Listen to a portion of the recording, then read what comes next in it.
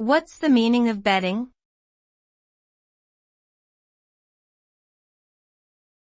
Betting.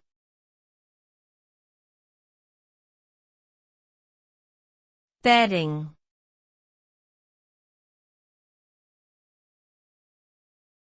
Betting.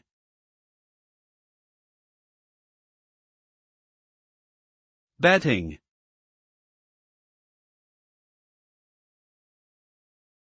Betting refers to the act of risking something, typically money, on the outcome of an event or game that is uncertain. It is commonly associated with sports, horse racing, and casino games, but can also extend to political elections and other non-sporting events. Betting is often driven by the desire to win money, but it can also be motivated by entertainment, competition, or even addiction. While some may view betting as a harmless pastime, it can become problematic and lead to financial, emotional, and psychological difficulties if not practiced responsibly.